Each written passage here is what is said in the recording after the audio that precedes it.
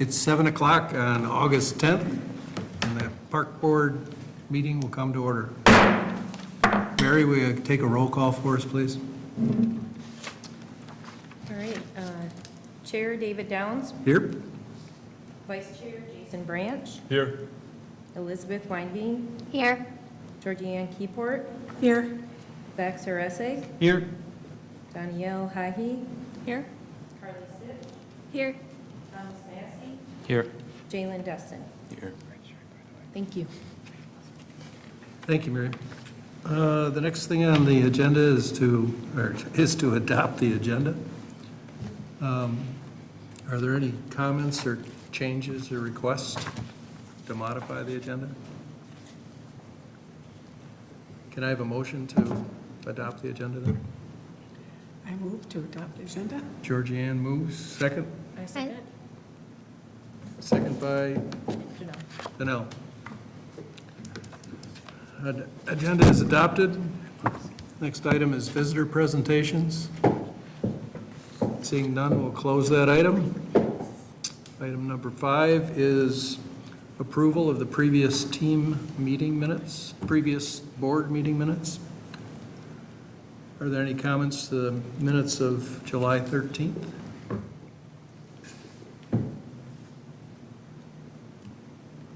Motion to accept? Motion to approve? I motion to approve the Done. Park Board July 13th minutes. Second? I second. All in favor? Aye. Aye. Okay, getting to business, further business. The acceptance of the council minutes from June 21st and July 12th, as well as the planning board minutes of June 9th. That was a good meeting because it took 18 minutes for them. Are there any comments to any of those minutes at all? I just want to point out that I saw on June 21st, the mayor had mentioned some vandalism that had occurred in the parks to some of the monuments. And then on July 12th, Jonathan Grau had mentioned that the monument plaque regarding the mounds looked like it had also had some damage. And he was wondering if there could be set time aside to clean that up. And I haven't gone and looked at any of this myself, but I was just wondering if you were aware of it, Marshall, or if we're planning to fix so any of this vandalism. I didn't hear about the latter one you spoke about, the mounds, so I'll have to check in on that. But we were aware of the vandalism that occurred within Fireman's Park. It was one of the fire department monuments. And so essentially there was some kids that threw a rock at it, and it has like a glass etching in there that shattered. So that was all cleaned up and taken care of, and the police were called. They actually determined the individual that did it, and so they've been speaking with the family, and Mary actually worked to get that replaced, so the installation should be going back in here pretty soon. And you know, from there, that was sort of a little bit early on during the summer. Mm-hmm. And oftentimes what happens is things tend to occur a little bit more before we have the beach lifeguarded. And we had a very early warm season, so there's a lot of activity occurring at the park without a lot of supervision. And so we, partnered with the police department to have a little bit more of a presence there. And they've been doing a great job doing that. They've implemented a new bike patrol. And so really kind of the goal to be down there a little bit more, engage with, the kids and the families that are down there, and try to be a little bit more preventative, but these things do occur in the park system. Brian Jung, our Public Works Director, could probably write a book about all the things he's seen throughout his career. You know, and it's kind of unfortunate, and we don't have the resources to be everywhere all the time.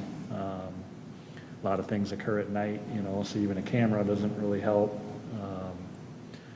So it's an issue that, you know, we see in the field, but we do the best we can to try to prevent it. Any other things on the minutes? We will receive the minutes then. There's no vote or motion required. New business, partnership with Southwest Transit. Great. Good evening, Chair and Commissioners. Before we get into the new business, though, would you like me to recap our work session we did earlier? A blow by blow? All right, yeah. Is this you mean the Marshall Grange highlight reel? But I think it's important just for people to hear that we, as a park board, prior to this meeting, went out to McKnight Field, and we were able to meet with the local Chaska Cricket Club, who we partnered with to install a new cricket pitch out at the park there. And so it was an opportunity for the park board to go out and learn about the sport, and opportunity to actually get padded up and put the helmet on and take some swings and throw some balls. And so I think everybody had fun.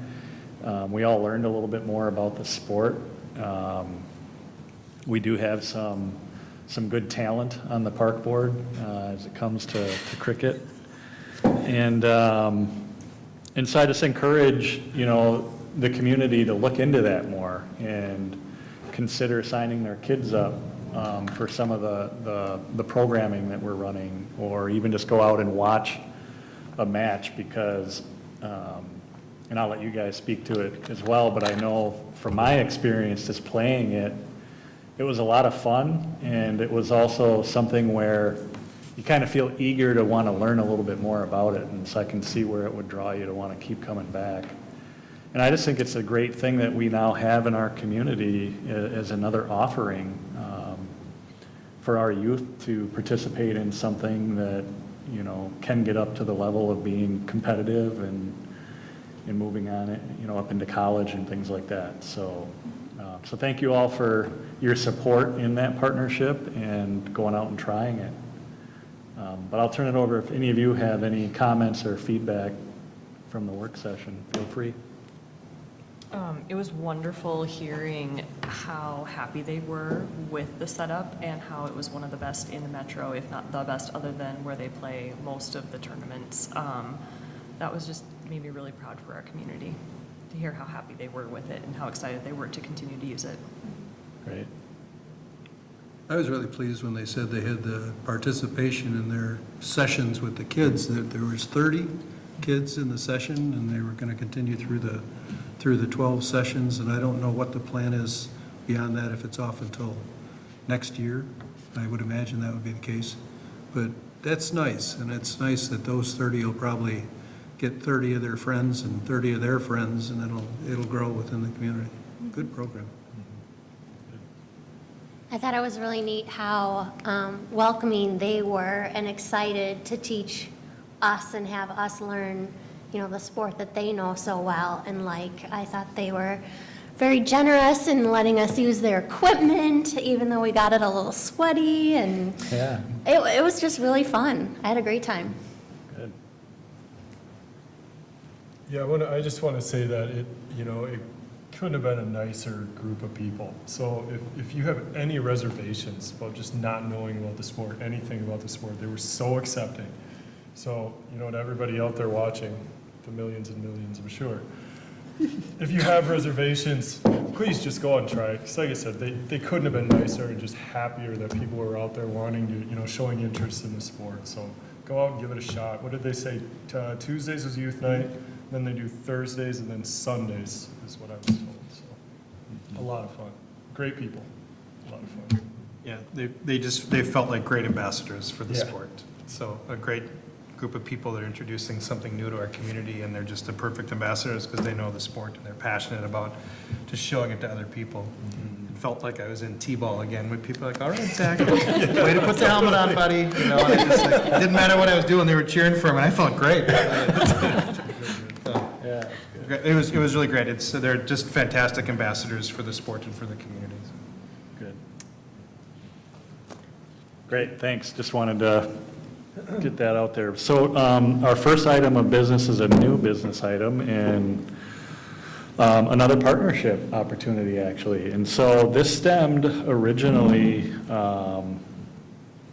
from a conversation that Councilmember Mike Wong had with Len Simich, who is the Chief Executive Officer and General Manager of Southwest Transit. And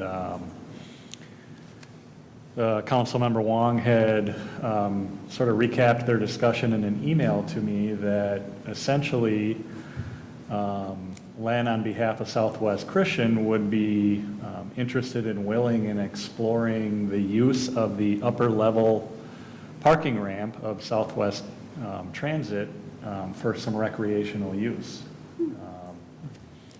So that was something intriguing to me, and took that opportunity to reach out to Len and set up a meeting, brought over some staff. And really what it boils down to is, you know, COVID has had such an impact on public transportation, you know, with more and more people working from home. And it's really turned into a pretty vacant space up there on the upper level.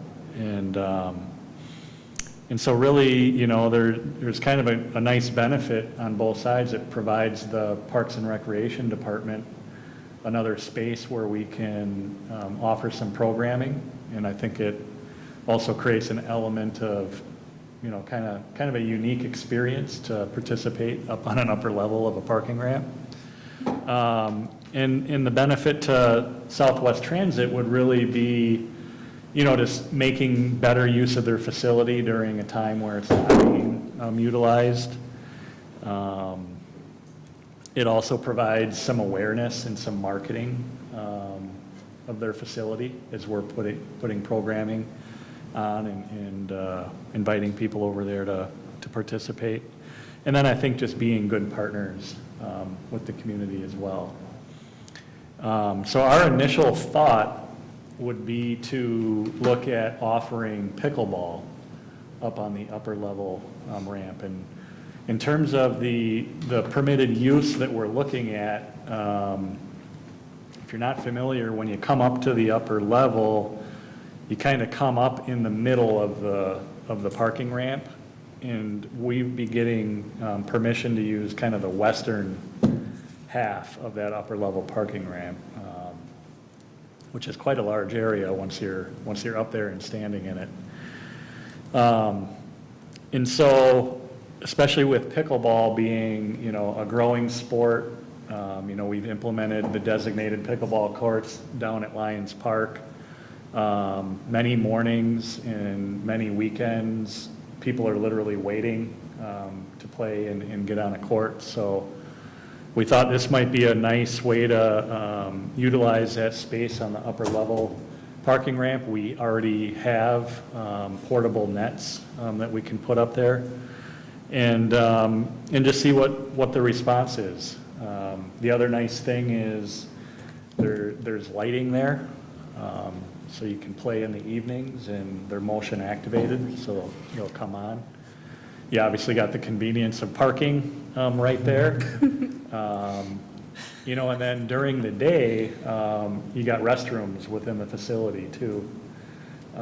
Depending on how we decide to navigate this and program it, if we want to make the restrooms available during kind of their non-peak hours or weekends, things like that, there may be a small fee we would incur, just because it'd be some extra maintenance cost on their end. So still working out some of those little details. So kind of where it stands right now is I've got a draft facility use agreement from Southwest Transit, and I've reviewed it and submitted it over to city administration for their review and comment. but wanted to bring it up today just to create the awareness with the park board, get your general thoughts, ideas, possibly any concerns you may have.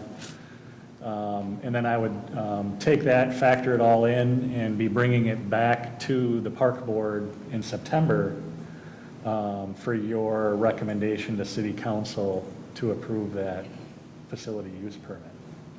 How many pickleball courts are you thinking about putting up there?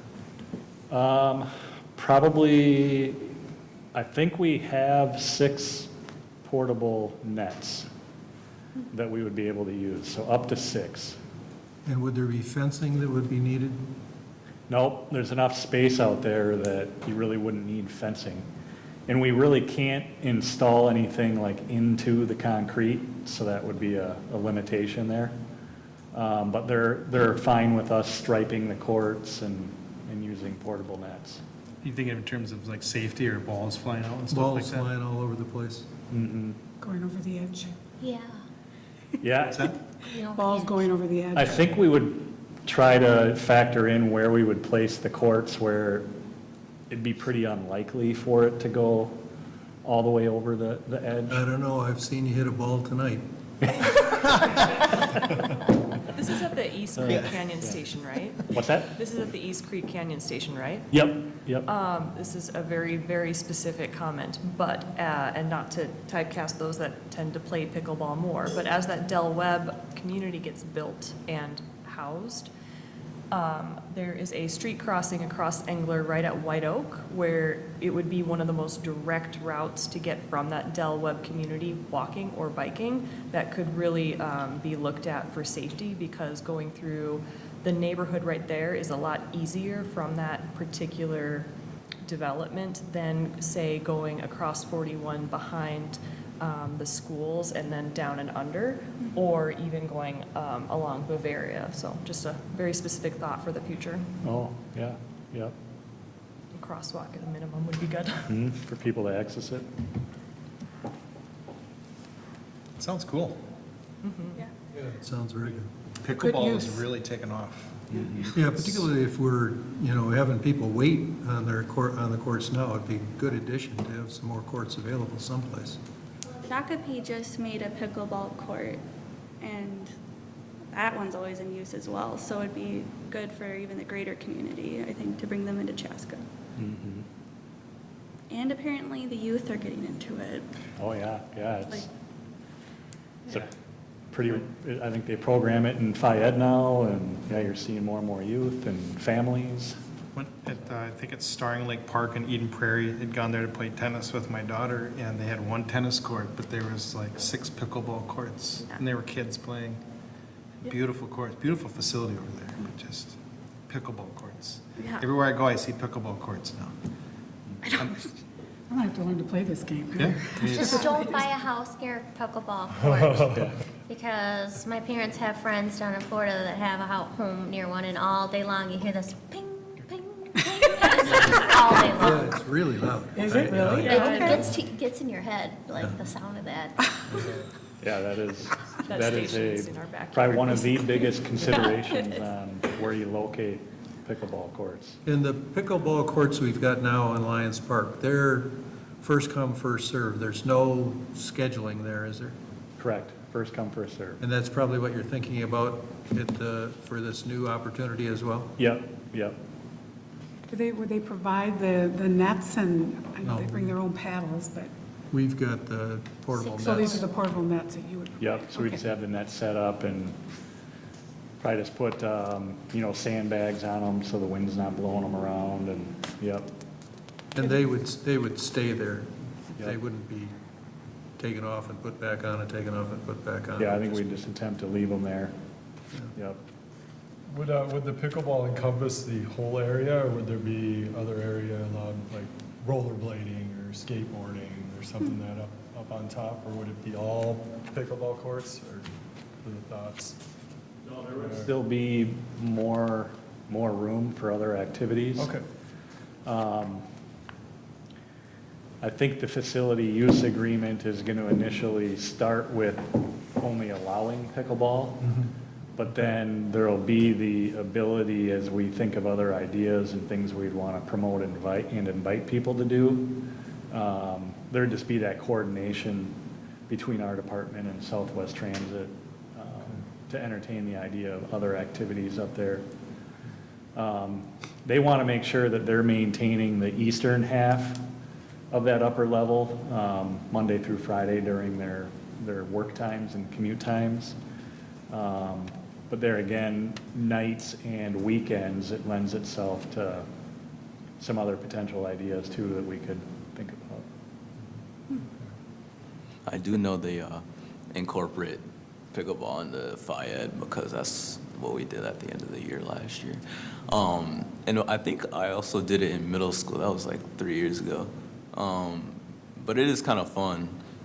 They do try to, like the teachers, they try to like teach us the basic rules.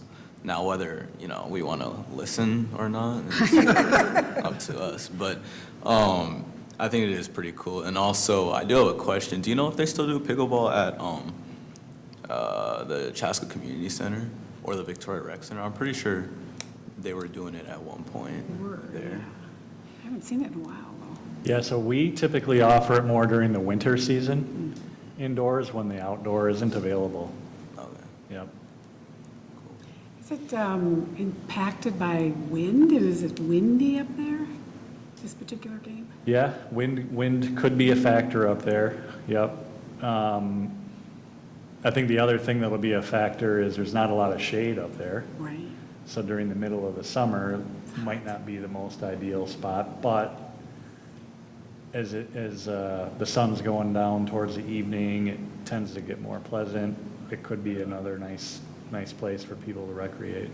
Or early morning, yeah. Early morning, I think the fall season. So I think what we're gonna do, it's sounding like there's some good support here, and I don't really necessarily foresee any major obstacles. So we're gonna try to do as much planning and preparation as we can over the next month. So should the city council approve that agreement, we can be ready to get some things going and still have a little bit of a fall season, just to see what the interest is in programming up there.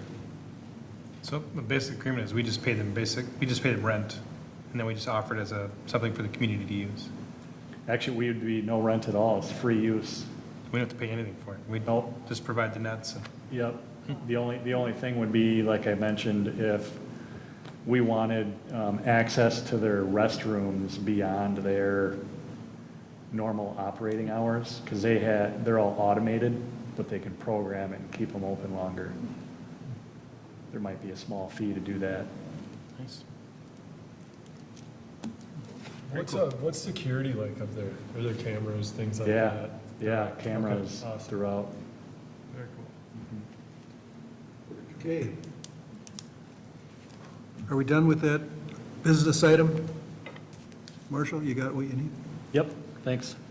Okay, moving on to 8A, updating on the naming rights and sponsorship request for proposal. All right. So just kind of building off of the update from our meeting last month. As you recall, we put together the request for proposal. That was sent out on Monday, July 12th. And the due date on it was Friday, July 30th. We ended up sending the RFP directly to 6 consulting firms, and then it was also placed on the city's webpage, so it was available to the public. And in the end, we ended up receiving 3 proposals, and those proposals came in alphabetical order here from Great Plains Sponsorship Incorporated, Front Burner Sports and Entertainment, and the Superlative Group. 3 total there. That being said, I did follow up with each of the consulting firms, acknowledging receipt of their proposal in generally making them aware of what the next steps were gonna be.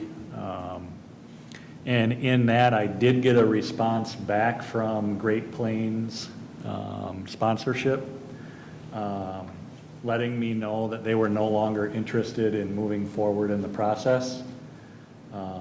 They weren't interested in, I guess I would say, more of a lengthy government process. Maybe that's different than what they're accustomed to, and so they've requested to remove their proposal from consideration. So, so we have two proposals for us to consider, and my recommendation for next steps is to conduct interviews with those two consulting firms. And my thought is, as part of that process, we would include two park board members to participate in those interviews with me. You know, and that can help represent the board and then help determine which consulting firm we want to bring back for a recommendation. My goal would be to try to line up these interviews in the next 2 to 3 weeks, and then be able to come back to the September Park Board meeting and provide a recommendation, you know, based on the consent of the interview group, back to the Park Board for the City Council to approve from there. So with that, I thought I'd just turn it over to you, Dave, if you want to have some discussion on determining who might be interested in participating on the interviews. Yeah, Marshall and I and Jason talked about this in our agenda meeting thing, and it sounds like a real opportunity, you know, for us to move forward in something like this and to be part of the process, rather than have, you know, it handed to us at a board meeting for the first time and trying to evaluate the thing. And some of them have worked out pretty good with the work sessions before and all that, but being part of the process, I think it's great to have two of us involved in the thing. And I'm interested personally in doing it, and I know Jason is as well. But what, you know, both of us feel is if we've got a lot of talent on this board, okay? And if there's any of you that feel that you've got the ability or the talent and the experience that would really be helpful to this thing, either one of us would step aside if we feel that that's, you know, if that's better for the community. Mm-hmm. So I'll open it up for discussions, and let's talk about it and see what we want to do going forward with a couple of us. What kind of expertise or background experience do you think would be helpful? Let me tell you what my background experience is a little bit. I retired, I was director of sales for a company, and we did proposals all the time, okay? Prior to that, I was director of contracts and program management for a company. So I've done a lot of proposing, I've done a lot of, you know, contract work and stuff like that. So I think, you know, that's the kind of experience that will be helpful in this process. So anything, you know, that you may have, you know, in marketing or business or contracts or program management or product management or anything related to like that, that if you think it would be helpful, that you'd like to join in and help with this thing, that'd be fine. I'm I'd fully be confident interested both of in- you would do a great job. Tom, you'd be interested? I would have interest. My only question would be, any idea of when these meetings would be held? Would it be business hours? Would it be after business hours? What are you thinking? More than likely business hours. I mean, I'm flexible with my time. I'm not exactly certain what the flexibility will be for the consultants, but Yeah, I think, you know, I think they'll probably want to do it during business hours, you know, particularly the one consultant is coming in from Ohio. Oh, okay.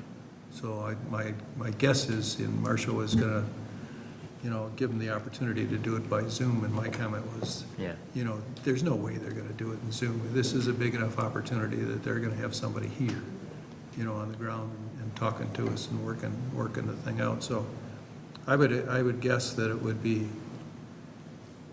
business hours.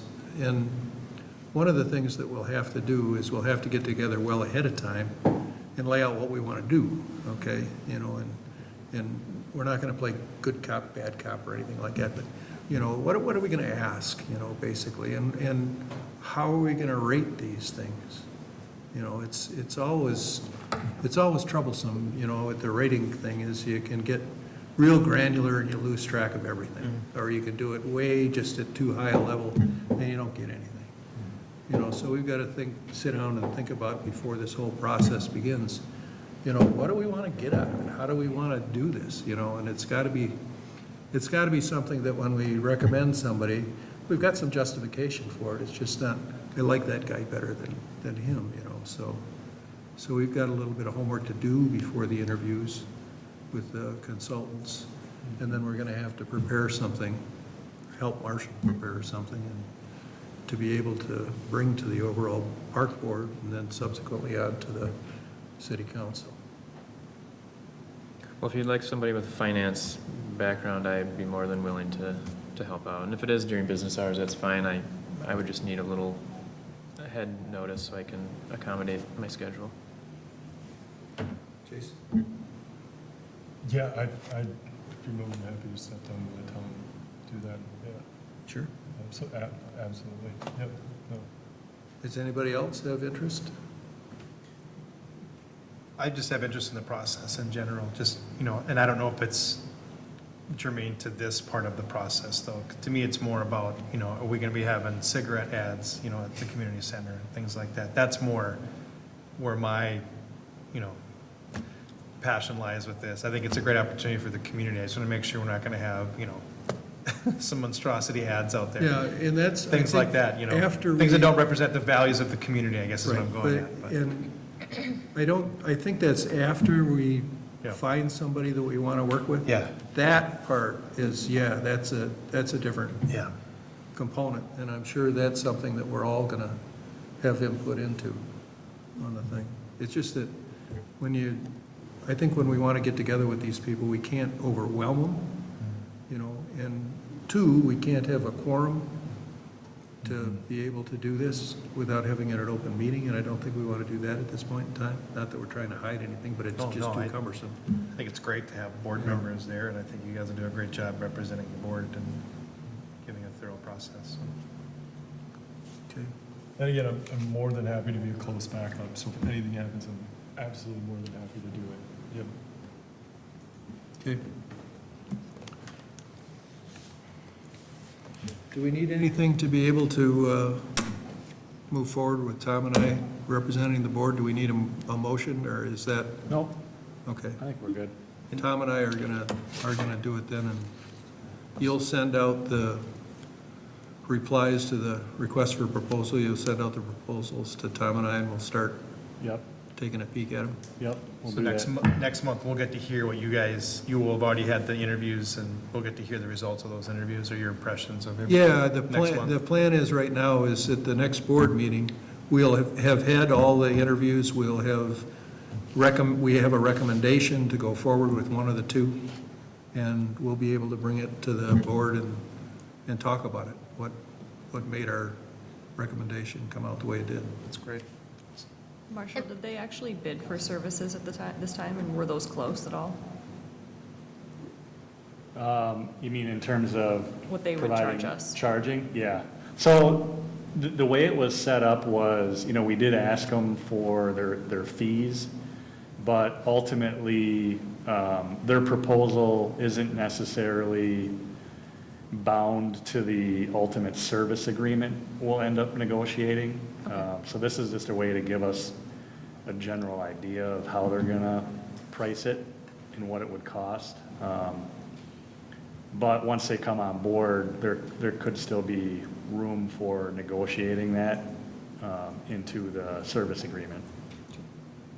So of the two firms, I was hearing one is from Ohio, and then Yep. the other is that Front Burner, and that's the local firm that we heard several months back at a park board meeting. Correct. Okay. Yep. It's the gentleman that lives in Yep. Victoria, I think. Jan. Does he live in Chan? Jan. Okay. Moving on to the next item. If I can get my paper to work. Update on the pedestrian bicycle master plan. Elizabeth, is that you? Yep, that's me.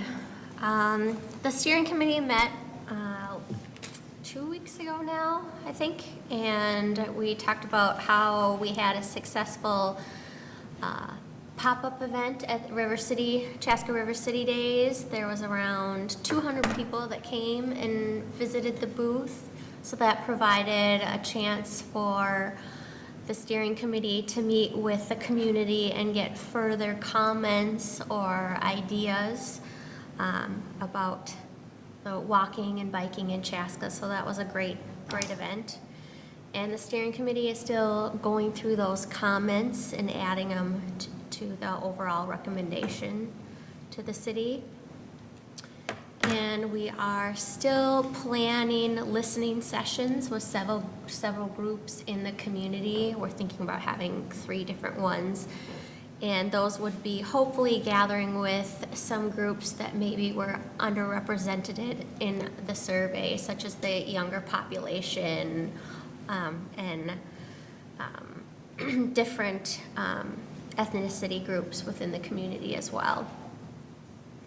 And then currently the steering committee is working to assess the programming that we have within the city around walking and biking. And this kind of goes to one of the 6 E's, particularly the education and what the community already has out there to educate people on, biking. What are the rules for biking in the community?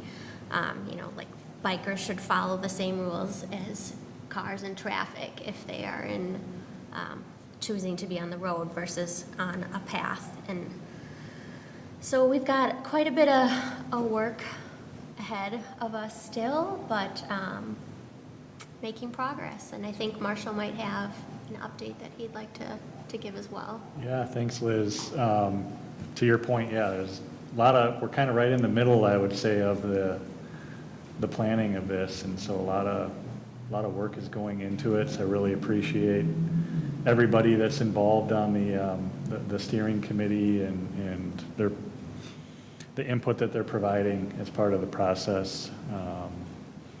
But yeah, one thing that I was just going to add is kind of a recent update as of today. I did reach out to Pat Stieg over at Carver County Health. It was his department that ultimately supported the funding of this master plan through the SHIP grant. And one of the things with the grant is their annual cycle is October to October every year. So typically the projects that they approve, they need to be finished in October. And, Antonio, as the consultant, agreed to that. That was clearly defined in the RFP. I think it's a target we can meet, but just on his behalf, I reached out to Pat, just generally seeing whether or not there is any flexibility in extending the final report date. And I was glad to hear from Pat that he is agreeable to that. We are going to set it at no later than the end of the year, but I think just those couple of months is going to be really beneficial for Antonio to, put together a quality final document for us. And part of that reason I wanted to do that is we have gotten so much community engagement, which is a great thing, but it also is more work on the consultant to factor all that in. And a lot of stuff like with the wiki map and, stuff that I'm not even privy to. That's why we're hiring a consultant to do. But I think this is just going to give us that added benefit of a little bit of extra time throughout the summer and fall to do some of that, those listening sessions, account for all the feedback, and then provide that final report in December. So I just wanted to give you an update on that as well. With the additional months being added on Marshall, or does that keep us under the same contract? I know they had listed before, he was gonna be dedicated for this many hours, and this part would take this many hours. Is that, we're not being charged, I guess, in overtime on this. It still falls in between, with the original agreement? Yeah, it's the same contract, it's just giving him a little bit more time, because I'm assuming he's working on other projects than just ours. Yeah, So it could be the same amount, but, okay. yeah. And then, is that just, he wants more time to do a better job, or what's stopping him from not hitting that original deadline of October that he had agreed to? Nothing's stopping him. Okay. It was just, We have the opportunity for more data and just better results. yep. Okay. And it was more my initiative to just Okay. see if there even is flexibility. Okay. Whether or not Antonio feels like he wants those added months, he doesn't have to, but Sure. at least we now know there is some Oh, okay. flexibility. Great, okay. When they complete the report and everybody's happy with it, and that, is that the end of our relationship with Antonio, or is he going to be doing something for us going ahead, implementing the plan? Nothing's in there in the contract where there would be anything he would be required to do after the plan. I'm sure, he'd be available for additional services if we needed it. Would it be on a separate contract? It'd be on a separate contract. Yep. Okay. So essentially, he's creating a paint by number for us, and then we do the painting. Break it down, right? Yeah, okay. Yep, so in the end, based on his expertise, feedback from the community, city staff, feedback and involvement in the project, there will be a whole host of recommendations outlined for us to implement going forward. And those recommendations will have, estimated prices associated with them. I think they'll be categorized based on maybe, small project to large project.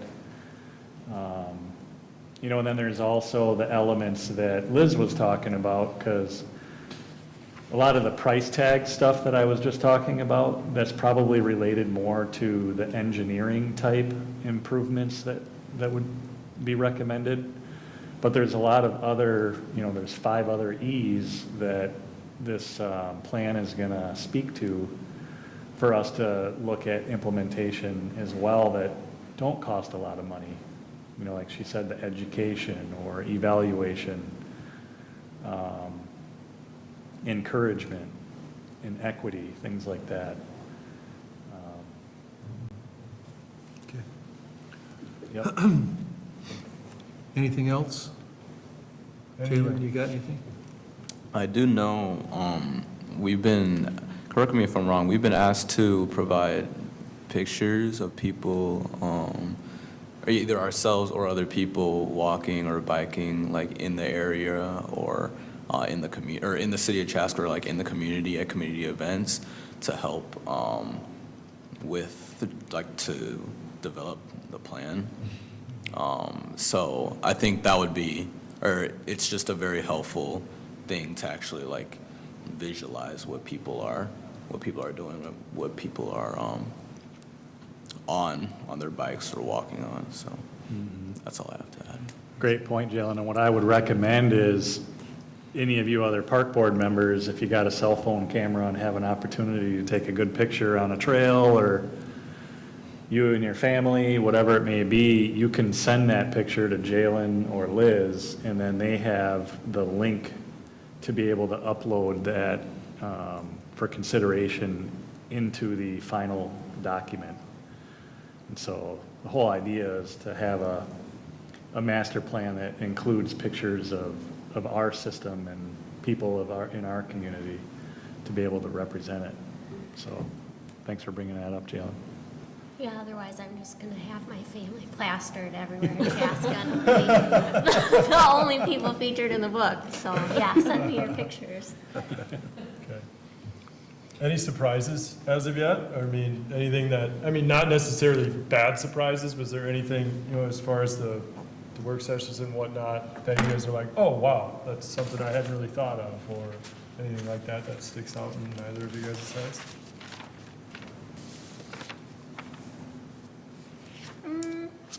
Maybe some people's responses to the biking and walking survey, which everyone can go out and view on the website. It gives pictures, if you haven't taken it, on like maybe you've got a road here, and then you've got a boulevard, and then you've got a walking path, and what some people deem more comfortable to walk on or bike on versus other things was maybe a little bit surprising to me. But yeah, I don't know. There's just been lots of comments that have been really helpful, and I think we're going to get a really good plan. It's just, you know, then how do you tackle implementing it? Awesome. Okay, we will close out that item then. Department happenings. Marshall? All right, so this is my opportunity to just kind of bullet point some things going on in our department to be able to highlight for you. So first up, our new recreation activity guide is out, so you may have seen that, and I just want to really take the opportunity to compliment our staff for putting that together. This was something that we moved to design and completely do everything in-house. Before COVID, we contracted services with a graphic designer that lived outside of Chaska. So I'm very excited about how it's turned out, and really thank Krista Talstedt and Jamie Wyman, two of our Park and Rec staff that have stepped up and taken on that responsibility. We're utilizing a platform called Lucid Press, so brand new system that they've had to learn. And then obviously working with all of the other staff on how to submit information and put it all together. So I think for a first attempt, it turned out really good. Another thing that I would point out that is different is we are moving in a direction where it's available online only, so we're no longer printing the guide and then sending it out to all of the households in the school district as we did in the past. However, we do have a printed version available on site at the community center and at the Curling and Event Center. So if there's people that want that, you know, we do have it available as like a reference there. And we'll just continue to see if we get feedback on that, and if we need to make any changes. But so far, based on some of the data we're able to collect, it appears like people are accessing this very well. So excited about that. The other neat thing too is with this platform, I think the online experience of the activity guide is enhanced. If you haven't seen, we actually have the ability to embed videos into it. And so I know, playing off of your comment, and now we actually did a video on how to register for a program.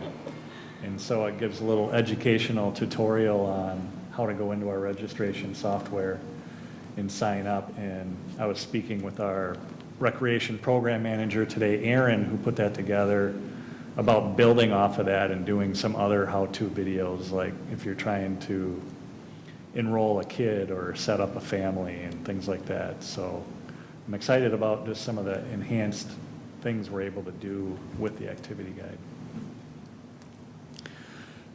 Next up, Public Works is getting bids and finalizing numbers for the replacement of the hockey boards over at Clover Ridge Elementary there within Community Park. So that was one of those capital improvement projects that was planned for this year. They're also currently spending a lot of time over at Athletic Park, gearing up for the fact that Athletic Park is one of 3 host sites for the upcoming Minnesota State Amateur Class B and Class C state tournament. The other participants are going to be Waconia and Hamburg. And so that tournament's going to be in the 98th annual state tournament. So a lot of rich history with Minnesota baseball. And that tournament is going to kick off on Friday, August 20th at 7:30 p.m. featuring our very own Chaska Cubs. They made the state tournament. So they're going to kick it off. Their opponent is still yet to be determined. But that tournament will last over 3 weekends, and so it'll finalize over the weekend of Labor Day. And they do have a website. It's WCH2021.com. So Waconia, Chaska, Hamburg, it's kind of the WCH there, 2021.com. There you can get information on schedules. There's a link for volunteer opportunities. So if you'd like more information, check that out. But otherwise, I would encourage you and your family, if you have time, to stop down there and check out some good baseball. The Cortina Woods neighborhood park improvements that we worked on earlier in the year are still being planned. As of today, still don't really have any concrete timelines from Brian as of yet, but I think the thought was we get started sometime after Labor Day with those park improvements. The Chaska Curling Center hosted USA Curling's junior camp back on July 19th through the 25th. Brought in about 100 kids, some local, but many representing the entire country coming in, so that was a very successful camp. And then this week, we're actually hosting the USA Curling U21 Junior National Championships. So that started yesterday and is going to be going throughout the week, ending on Saturday. Another premier event featuring talented kids from across the country. They're competing for their chance to represent the United States at the World Junior Curling Championships. So another unique and awesome event right here in Chaska, if you get a chance to go check it out. Still a lot of great summer left, but do want to share with you, we've got to start thinking about shutting down some of the operations over at Fireman's Park. So the lifeguarding of the beach will come to a wrap on Tuesday, August 31st. And then we're going to be having modified hours at the concession stand that final week, August 19th through the 31st. And a lot of that is, again, just we start losing some of those staff to school and end of summer vacations. And so we got to bring those operations to an end. Next week, Thursday, the Chaska Cares team will be out at the community food distribution event again over at the former Gedney factory site. So there we help package up some of the meals, and then we deliver them to the various senior housing complexes to the folks that aren't able to drive and go through the drive-through. So we'll be doing that again. And then looking ahead throughout the rest of this month at some community events that I'd like to highlight. So next week, Thursday as well, in the evening, we'll be hosting Touch a Truck. So that is going to be occurring from 5 to 7:30 over at the community center parking lot. one of the biggest and most fun community events we put on in our department, so looking forward to that. Then we've got the Arts Consortium of Carver County Songwriters and Musicians CD release concert is going to be taking place on Sunday, August 22nd from 5 to 8 at night. And then it's also going to have some art vendors out in the park as well. So that's always a great event. The consortium has a lot of really good talented musicians, and they put together an annual CD every year, so this will feature that release. Then we got a movie in the park on Thursday, August 26th at Fireman's, starting at dusk. That'll be featuring Raya and the Last Dragon. It's another good family fun event there. And then to end August, we got a back-to-school bash planned on Sunday, August 29th over at City Square Park. And that'll be in the evening from 5 to 8, featuring music from District 112 garage bands, and also a Genesis and Phil Collins tribute band. That Eric Songers thing? Called And Then There Were Eight. And there's gonna be some food trucks and lawn games. So just kind of fun way to end the summer, try to especially capture some of those middle school and high school age kids to have a fun time before they go back to school.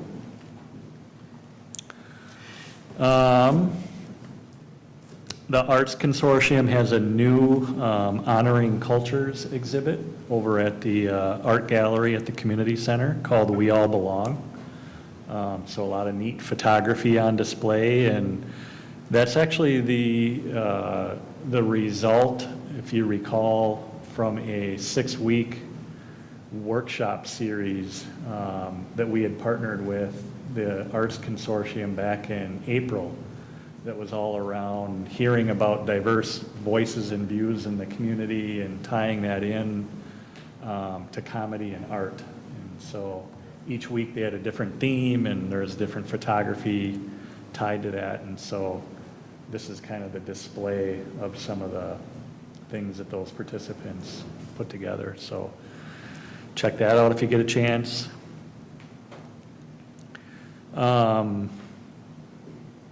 You might be wondering about the status of the Lennar development of the Wagner property that we reviewed as far as the concept plan a few months ago.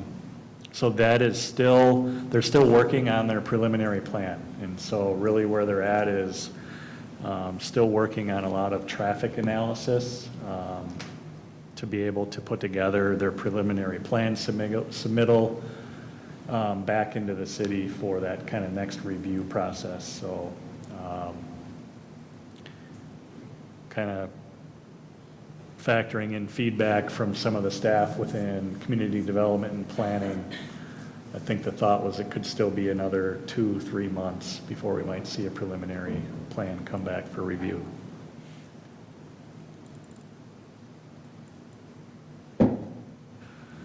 I didn't want to put a bullet point in here about COVID, but the reality is with this new Delta variant, there obviously is some concern that is out there. And as you know, COVID has had a pretty big impact on Parks and Recreation, both negative and actually positive outside. But just wanted to share with you, it has resulted in the city's EOC team to reconvene. I'm a part of that team. We met last week, and we're going to be meeting weekly going forward, just to kind of stay on top of what the community impact is, what the recommendations are there going to be any new mandates, and what our response is going to be. So kind of just wanted to make you aware that, we are, factoring that in. Our kind of week one as of last week with our meeting with EOC really was more of an internal communication regarding what the recommendation is in terms of, wearing a mask indoors. So There again, it is still just a recommendation, not a requirement. So if you are within our facilities, you'll likely see some staff wearing them. I'm wearing mine just to model it. You know, I think as the leader, it's important that I do that and create a safe environment for other staff to feel comfortable wearing theirs. But there are some, as of now, that aren't, and that's okay, because it's just a recommendation as of now, but we'll see as time goes on. That may change, and it might be a requirement that we'll need to factor in. But I'm not going to end on that note. We got to end on a more positive bullet point. So the next item I wanted to share with you is that I'll be attending a meeting actually up in Crosby, Minnesota on Thursday afternoon. And I'm attending that with County Commissioner and former Park Board member Matt Uterman. And so he's lined up a meeting up there with the individuals that are responsible for the development of the Cuyuna mountain bike trails. And so it's going to be an opportunity to learn about, you know, how they came up with that idea, what the challenges were, the different obstacles, but then also understanding all the benefits that have come out of it. He's invited the company that's actually been responsible for building the trails. We've also got some business representation to kind of learn about the impact on the real estate and local business.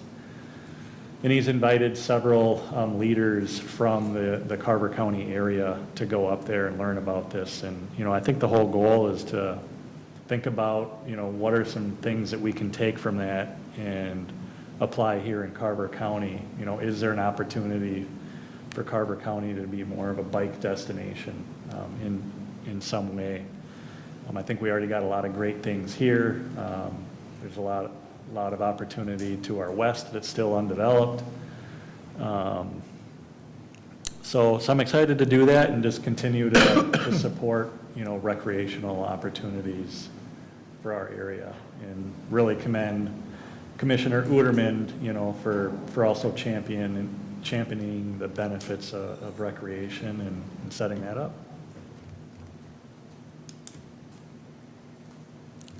And that's all I have for updates. Thanks, Marshall. Yep. Next item on the agenda is the Park Board Roundtable. Should we start off at the end over here, Jalen? I don't have much to say, honestly. Okay. I watched the gymnasts from Minnesota win the gold. Yeah, so that was pretty cool. Also watched Team USA basketball win the gold. So that's all I really got, honestly. So that was pretty cool.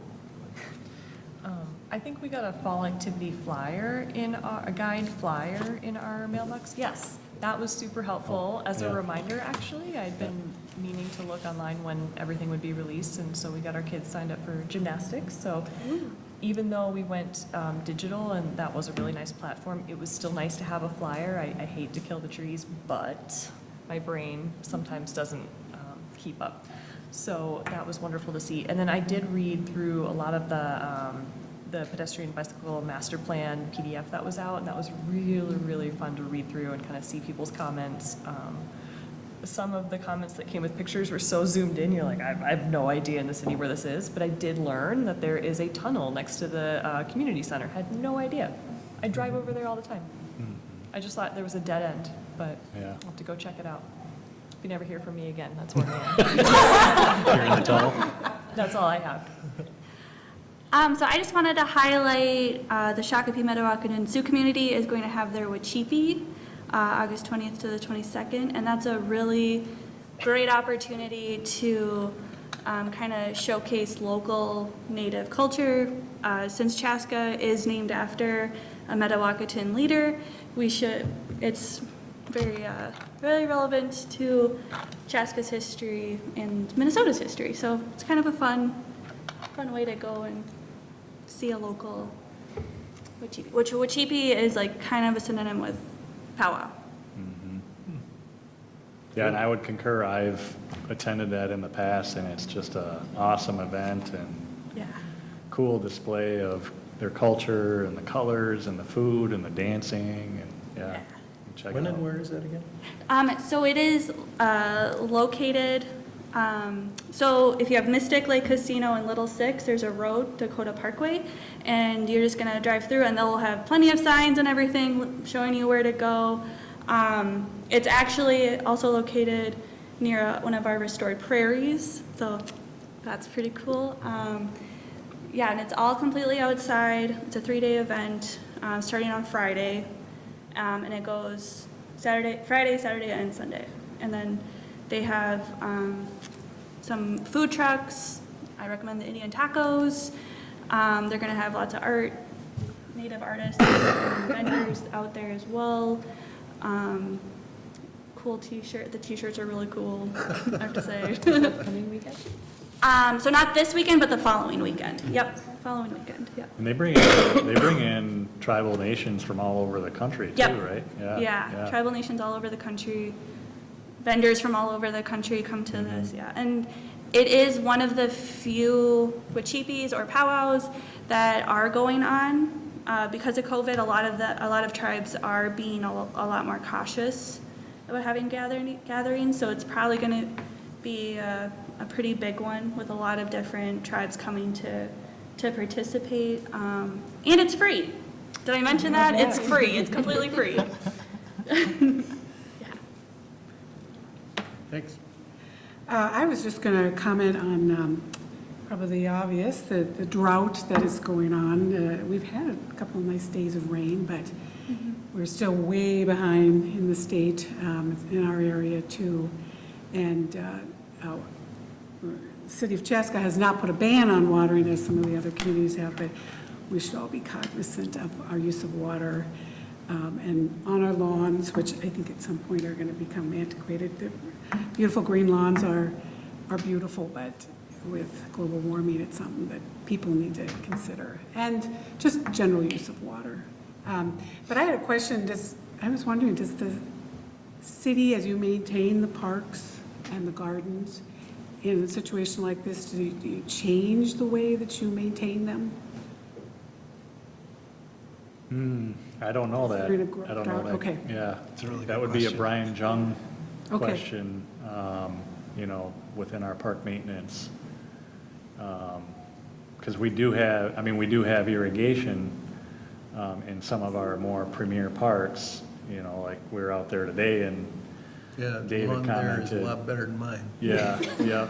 You don't follow the 12 to 4 band stuff? Odd days of the week, odd address numbers? I'm sure we're upholding what the rules are, but yeah. No, not Yeah. band, but the guidelines where you had odd numbered houses, odd days of the month, and then And not nothing from between noon 10 to and 2. 4. Yeah. Yeah. Yeah, I think most of it's probably programmed for, overnight or early morning. So it's not impacting people actually out in the parks during the day, so.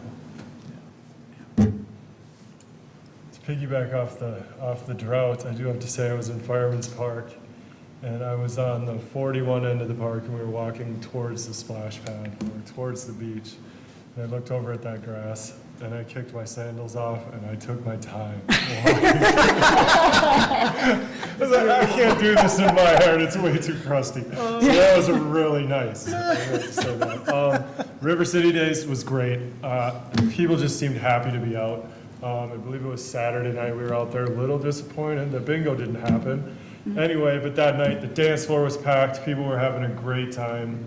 Had the whole family out there, did some dancing ourselves, and so it's just great. I mean, people seemed eager to be out and about, and I understand that we should still be cautious, but it was just really awesome to see the community just roaring. So, awesome. Good. This last weekend, I saw the classic car show down at City Square Park, and that was kind of neat. Coming up, we've got the Taste of Chaska, Touch a Truck, all next week, and then Carver County Fair is coming up August 11th through the 15th too. So that's always a good time, and go out there, check it out. School starts 4 weeks from today.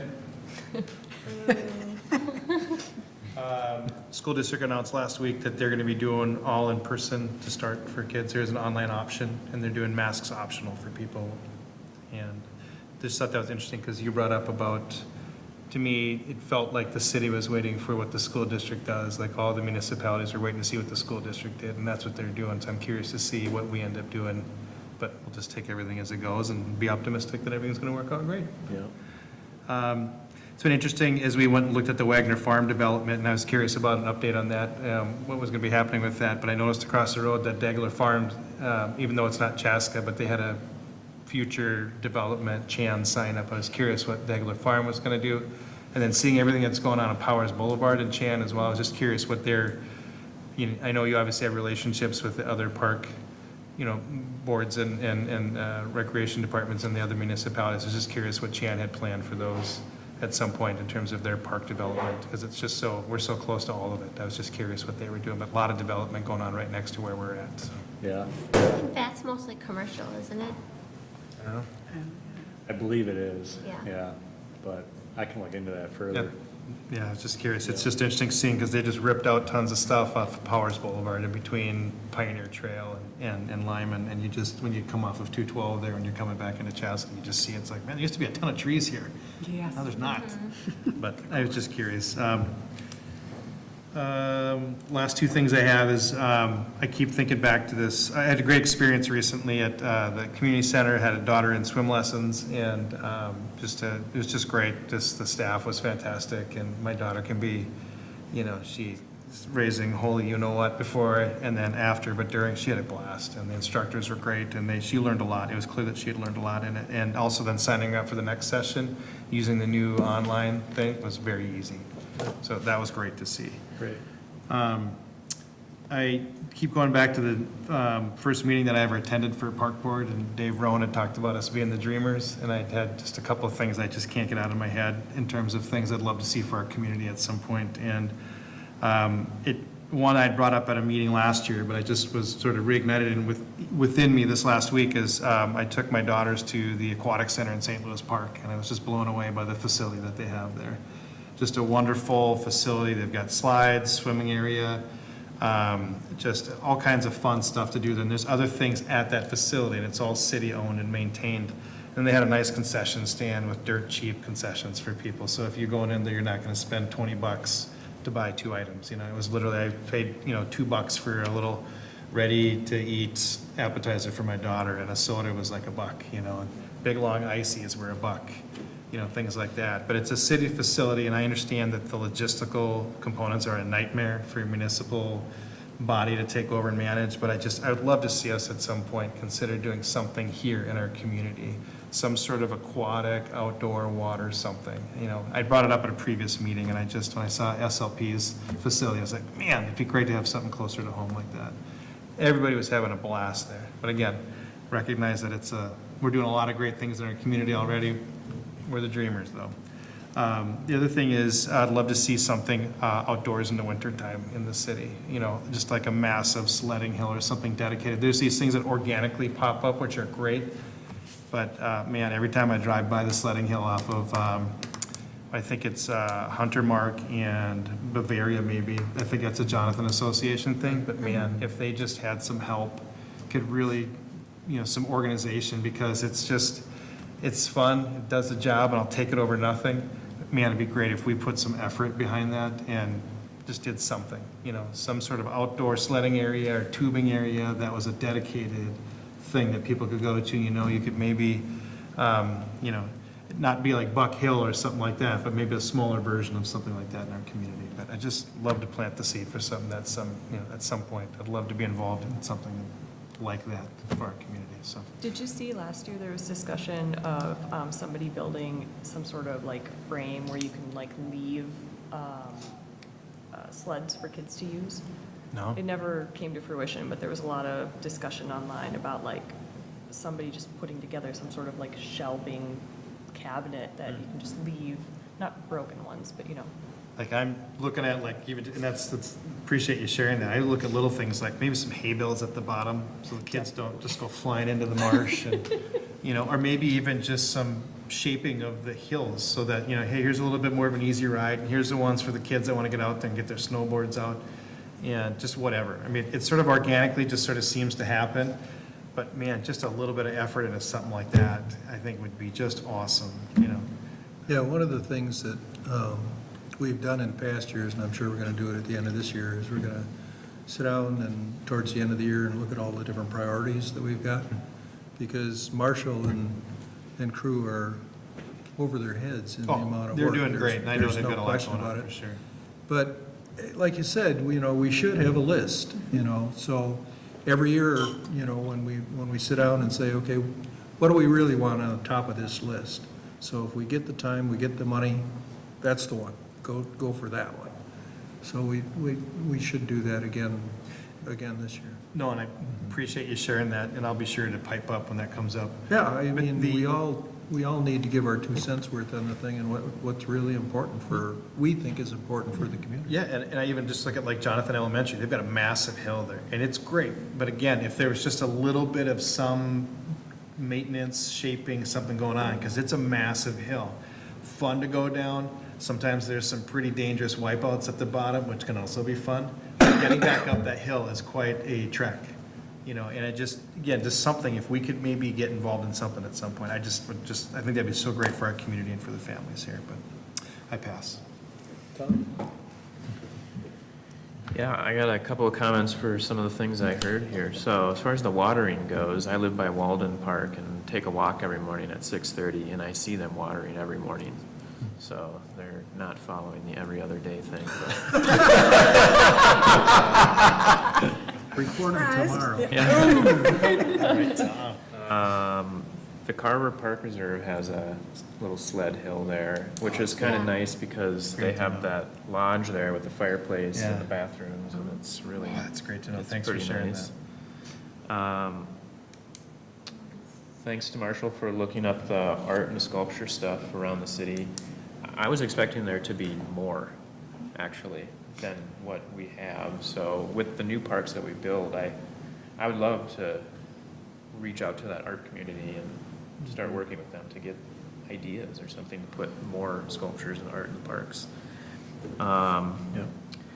I'm also super excited about this pickleball idea because I just got back from St. Louis where I was spending time with some family, and their community had a pickleball court, and it's seasoned citizens, I will say. I was a ringer for my uncle and aunt, so really school everybody, so it was a good time.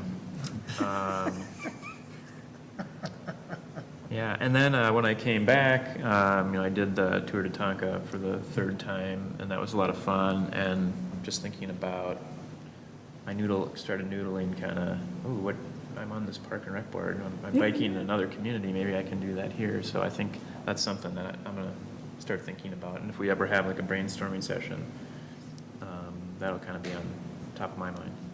Okay, great. I've just got a couple of things. I thought the fall activity guide was really, really well done. That was excellent. I went to River City's Days on Saturday afternoon, and that's when they had the band playing. And I thought, here's going to be a band with 15, people playing, and it's going to be just small town stuff. There must have been 60 people in that thing. It was almost like an orchestra, and they were really good. I was duly impressed. So apparently they go around. I was talking to someone that had a relative in the band, saying, oh yeah, they go around to local community events and things, and I don't know how many times a year, but they were very, very good. Is that the Minnesota Valley Band? Pardon me? Minnesota Valley Band? I They're don't big. recall the name. Okay. I don't recall the name of the thing. Remember who's there. Other than that, I guess that's all I've got. I wanted to echo, what we talked about earlier about the cricket people, and what we want to probably think about what we need to do to further enhance their being here, and advertising it a little bit and promoting to get people out and enjoying. I went out there and saw them a couple of weeks ago at one of the matches, and the only people that were there watching were the other players and their relatives on the thing. So I think we need to do something, you know. I mean, maybe it'll just come out naturally when we get more people, you know, through the training program and stuff, to invite people out and say, hey, you know, this is really cool, and maybe give a little on-site lesson like they did today, you know, that this is, you know, this is what these guys are doing, and they're running back and forth, and this is how they get out and all that. I thought it was very educational, and that could be a draw for people to come out and get further interested in the thing. Could we get some sort of like bleachers or seating there? 'Cause, I mean, there's really nowhere to sit and watch unless you bring your own chair.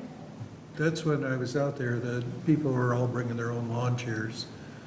That's probably to start, that would be best. And, you know, it's a 360-degree sport all the way around, so where are you gonna sit and watch? And it was, most of it, like, most of the people there were, when I was there, were in the shade, right by the parking lot where we were there, and watching them afar. You can't, you know, you can't get up close. You know. No, we can't. We wouldn't miss that. It's dangerous. It's very dangerous.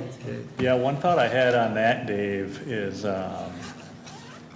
you know, making sure that the school district is aware that cricket pitch is there, and, you know, maybe they would consider incorporating that into some sort of a PE curriculum or elective of some sort. Yeah. Could be a way to introduce more kids into that sport. Yeah, and we need a way to introduce more people to the sport, just to teach them what it is. You know, like that little bit we had today was very educational, you know. If you just have people go out there and watch, they're not gonna know what they're watching. Yeah. You know, so we need some kind of little, Gotta have a drawing, win a free cricket lesson. yeah. People love to win stuff, Dave. Yeah. Anything else tonight, Marshall? Nothing else on my end. Nope. Mary? Okay. Last thing is the adjourn. Do I have a motion to adjourn the meeting? Motion to adjourn. Second? I second. All those in favor? Aye. Meeting's adjourned. One more order of business after that.